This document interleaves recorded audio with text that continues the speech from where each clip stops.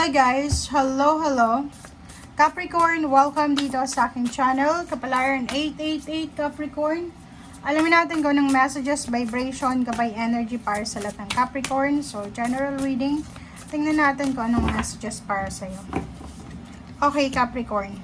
Number 3, Three of Cups. Wow, Capricorn. Congratulations, Capricorn, kasi may posibleng good news ka na matatanggap na worth celebrating. Isang joyful announcement like engagement, weddings, pregnancy, or graduation. Okay, ito yung oras ng kaligayahan, ito yung oras ng pagpapasalamat. Okay, so nakikita ko sir dito na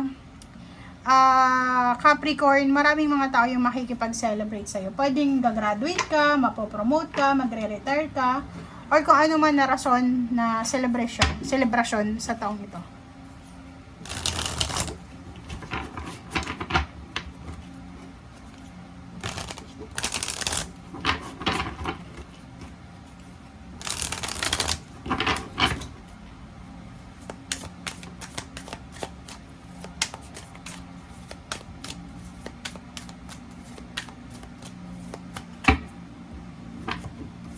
Okay. Four of Fire. Wow. Wow. Talagang kailangan kang i-congratulate, Capricorn. Kasi itong Four of Fire, Four of Wands, is a completion siya. So, sobrang contentment, peace in abundance yung mararamdaman mo. Happy home life. Isa itong successful completion ng isang proyekto. Pwedeng graduation nga, nagpapatayo ng bahay, tapos na yung inuutang na bahay, parang ganun, house and lot, yung sasakyan, so tapos na yung mga anak mo sa pagpapaaral. So nakikita yung contentment dito, kontento ka kasi hindi ka na mamroblema, hindi ka na mag-iisip, parang ganun. So you're contented, you're at peace, and you're abundant.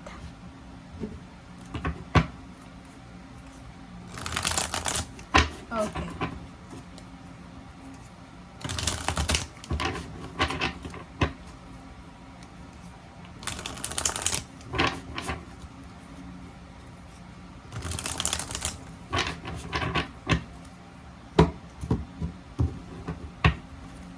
Okay. First card natin, Capricorn, is Six of Pentacles. So, yun. Isa sa posibleng isa-celebrate mo talaga is pwedeng yung promotion sa trabaho, babalanse yung pera mo. So, pwedeng may mga tao ka na maaasahan in case of emergency, may mga taong pwedeng makatulong sa'yo. And ikaw din ay posibleng maasahan ng ibang tao. Okay? So, magiging balanse yung pera mo. Nakikita ko sure dito yung decision making. So, isang decision ang posibleng gagawin mo, Capricorn, na pwedeng magdala ng balanse sa iyo sa pera. Pwedeng yung magdedesisyon ka na mag-ipon ng pera, 'di ba? Magdesisyon ka na humanap ng extra income, parang ganun. So, pwede yun maging dahilan para maging maganda yung takbo ng financial mo. Dito din, isang nakahang, isang parang tinatago mo siyang pangarap sa buhay. Hindi mo pinapaalam sa ibang tao yung pangarap mo na to. Okay, so may tinatago ka, may hindi ka itinutuloy na pangarap, hindi ka itinutuloy na gusto sa buhay. Ang posibleng ituloy mo na. And nakikita ko lahat ng nahang, lahat ng na-delays ay posibleng darating na yung completion. Okay? High Priestess. High Priestess, makinig ka sa sinasabi na yung intuition. Ano mang nangyayari sa iyo ngayon, maiintindihan mo yung kung bakit nangyari yun ngayon sa susunod na 2 months or 2 years. Okay? Ace of Swords. So, nakikita ko sa'yo dito, isang balita ang posibleng darating sa'yo. Capricorn, na kailangan mong pag-isipan, kailangan mong alamin yung mga bagay-bagay bago ka gumawa ng desisyon. And makinig ka sa sinasabi ng intuition mo. Okay? So, nakikita ko sa'yo dito, may isang Capricorn na posibleng makakapag-desisyon siya na lumipat ng bahay. Parang nakikita ko na mas, hindi ka na masyadong nag-iisip ng negative. Yung parang hindi ka na masyadong natatakot. Iniisip mo na if may mga emotional problems, stress, abandonan mo na lang yung situation, na alis ka na lang, hindi mo napapatulan.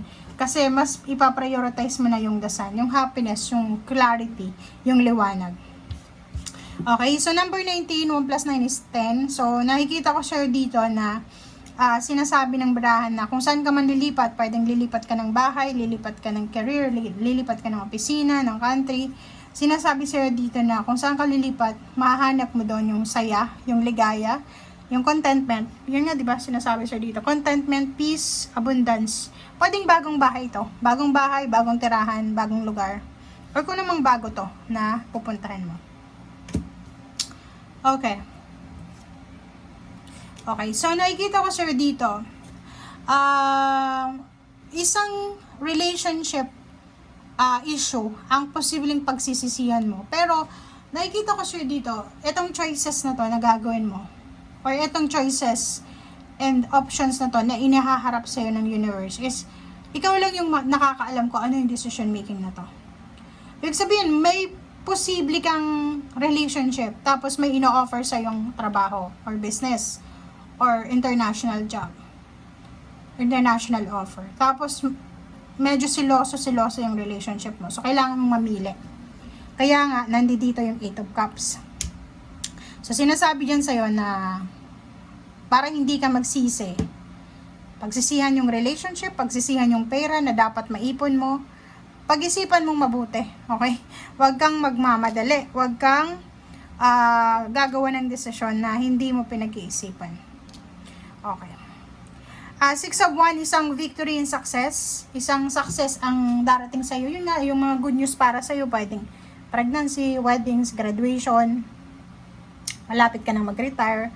Malapit mo na matapos yung pinapatayo mong bahay. Parang ganon. OFW ka, pauwi ka na. Maraming tao yung ko-congratulate sa'yo. Congratulations Capricorn. Pero mag-iingat ka. Hindi lahat ng nagko-congratulate sa'yo, yun yung emotion nila. Kasi pwedeng yung nagko-congratulate sa'yo, ay meron silang tinatagong inggit, galit, hinanakit, or evil eye. Okay? So, nakikita ko share dito, be careful sa mga taong pagkakatiwalaan mo sa taong ito. Ace of Cups, Ace of Wands. Sa usaping pamilya, relationship, yung iba na nag-wish na magkaroon ng anak, possible yung pagkakaroon ng anak. Yung iba nag-wish ng mga celebration like kasal, graduation, ganyan ganito. Possible, travel, lalo travel. So, possible ito. Okay? So, nakikita ko na sobrang happy, contented ka, at peace and abundant ka this year. And nakikita ko rin yung excitement, yung balance, excitement, ayun, kilig na kilig ka, confident ka na after this year, yung parang yung 2025 sa'yo is year of completion. So, after 2025, parang nakikita mo yung sarili mo na kayang-kaya mo na talaga. Okay? Nandun ka na sa first step ng success mo. Okay? Thank you guys for watching. Bye!